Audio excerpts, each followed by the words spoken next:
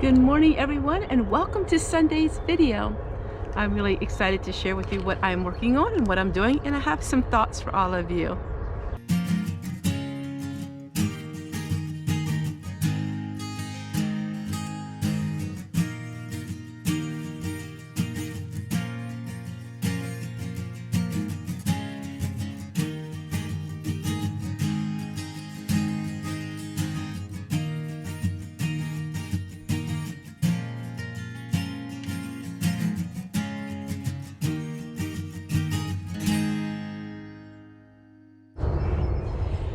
So this is the time of the year where there's so much noise going on.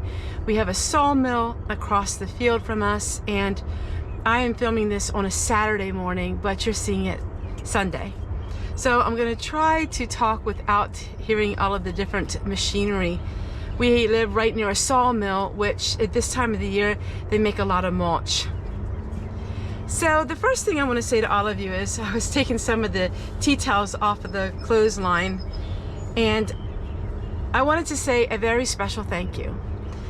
I posted a video on Tuesday that was very different than what I always post, and I just want to say thank you to all of you who understood. While it wasn't a very pleasant video, it was a much needed video, and I thank you so much for understanding that, and thank you so much for all of the beautiful words that you have said to my husband and I. So thank you so much. I'm going to be making a meal today because I have to make it that way I have it for Monday. So we're going to go in the kitchen and make that meal a little bit, and I thought I would just share with you a little bit today some of the things that I'm excited and things that I am working on. So this year my garden is going to be totally different than what you have seen in the last 5 years, and we are going to be going back to how I used to garden when I first started my YouTube channel. Now I'm not going to get really into detail with that because that's going to be a whole series of videos, but I want to show you a couple books that are helping inspire me with that. Sitting in the greenhouse here is really nice. It's private, and I just am inspired by all of the things that I have here that I can do.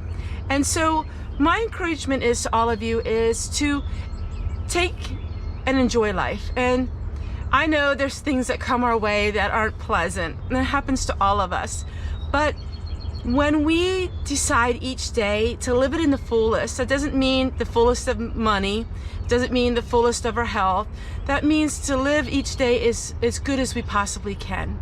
And it is a good life for most of us. I know there's quite a few of you that do have terminal illnesses, and I know that you watch my videos because you say it helps give you peace. And I really want to say thank you from the bottom of my heart, because that is what my videos are intended to do. But with that being said, my videos are my life, and well, you never know what life is going to throw you.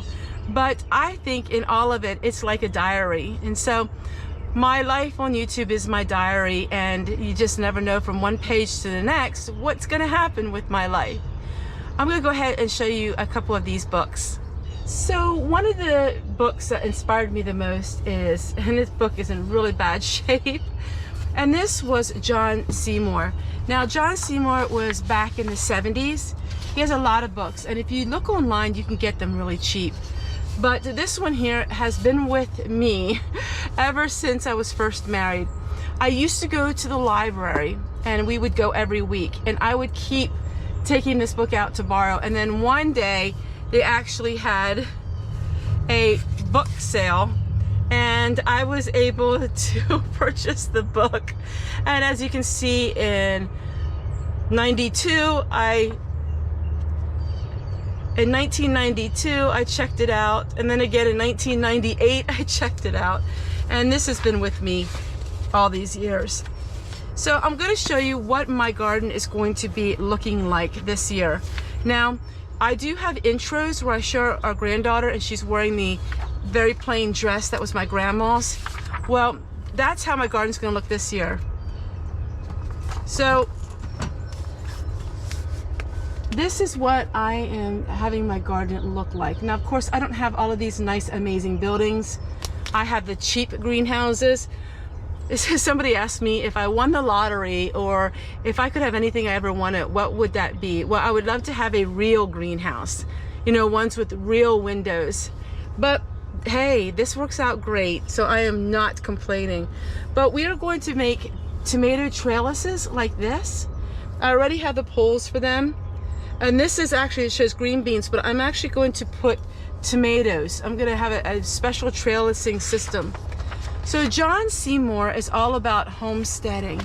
And yes, I do miss my chickens. Yes, I would like to have chickens again. I just am very cautious about that because I've had my chickens all killed. I don't know how many years ago that was.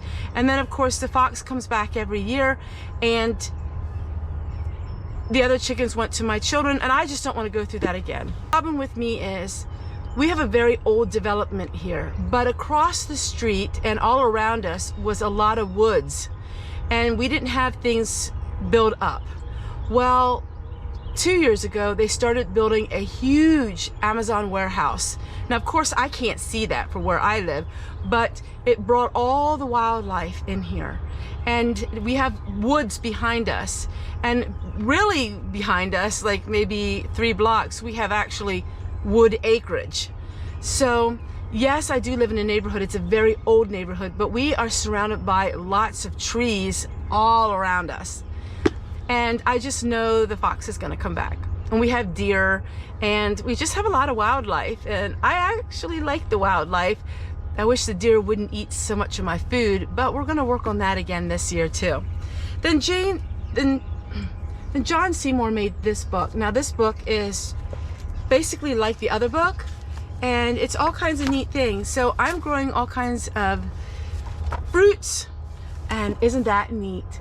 So eventually we would like to build this at our house right here in the front, but that won't be this year, but it's definitely in the plans. Years ago, I talked about moving, and I said that we probably wouldn't live here forever. And with the housing market and with the way the economy is, we would be really foolish to move because it costs so low to live here and it's paid for. So what I thought we will do is, instead of moving, as of now, this is my thinking, I'm going to build up this place exactly how I want it. And I have it pretty close, but there's always that something that you know that you want. And so as we keep working on different projects and we keep working on things and paying cash for that, as you heard my husband just say, we know we got out of debt and we're not going back into debt. Just not for us. But we can build up our cash flow. Now, some years building up our cash flow, it's quite easy. In other years, it's very difficult. The economy is just like this. Woo! And with it, we have to ride the waves. And even though the economy goes like this, it's tending every year to kind of go like this, down and then down. And each time it goes down, it goes up, but doesn't go quite up as high as it should. So I'm sure you all can realize that. So even though the economy may dip up a little bit, it's never up like it used to be. So, and things are so expensive. But yes, we are trying to do things on our own. So my husband was in the foreclosure business, and our whole family was, but he did a lot of subcontracting out. So my husband did the painting, and our children, they did painting, they did carpet work, but all of like plumbing and electrical and all of that was subcontracted out to, you know, professionals. So he never had that hands-on of knowing how to do certain things, but that makes it more expensive. So we're still working on the outside of our house, and then we will start doing more cosmetic things. But I am an old soul. I don't mind having the old windows that you have to use something to prop them up. Now he's a little different. He likes things newer. All those years that we hauled water out by hand because we didn't have proper plumbing, I loved it. I had no problem with it whatsoever. But he wasn't quite as interested in it as me. And that's usually how it works, you know. But I am very thankful that he is extremely money saving. And so we don't have that like this, you know, with a lot of marriages with people. He's just like me when it comes to trying to think outside the box and to save money. To be honest with you, he is even more of a tightwad than me. I will spend money on certain things like garden seeds. I will just throw down everything I own to have some of my Tasha Tutor garden seeds, which actually was birthday money that my husband had for me. So, yeah, so that's just basically how I'm thinking now with the springtime coming here. Not all of my videos are going to be earth-shattering and exciting. Well, in fact, most of them aren't that way. It's not a drama channel on here. Now, yes, there are some dramatic moments in my life. They are beyond my control. Trust me on that. I would love to just live totally a non-existent lifestyle, but hey, I'm on YouTube, right? So that doesn't make sense, does it?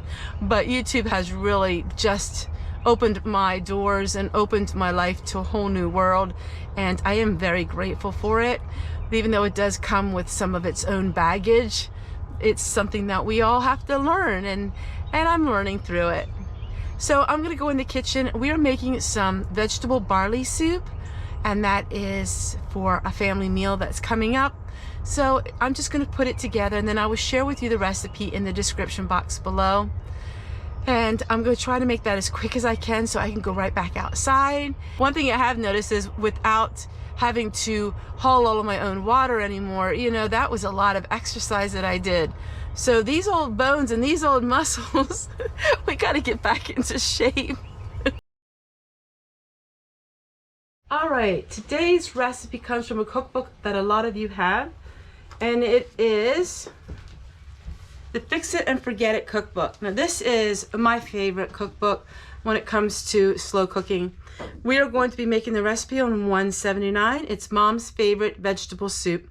And one thing nice is you just throw everything in the crock pot. It does call for dry barley, and dry barley is the reason why I'm making this soup, because I had a lot of barley in my storage. So barley is great, it's nutritional, and it does add a lot of protein, and barley can substitute the meat. So basically, we're just gonna throw everything in the crock pot, and this is what we're doing.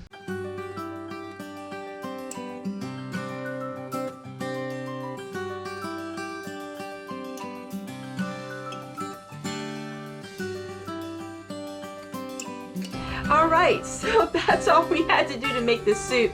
But it does call for a half a teaspoon of fresh, a teaspoon of fresh thyme and a teaspoon of fresh parsley. Wow, let's go out in the garden and see if we can find those items. All right, we're gonna go see if we can find some parsley. I think I've seen some that lasted all winter long. So let's go do that, and then I have a lot of time. I do, I have a lot of time up here.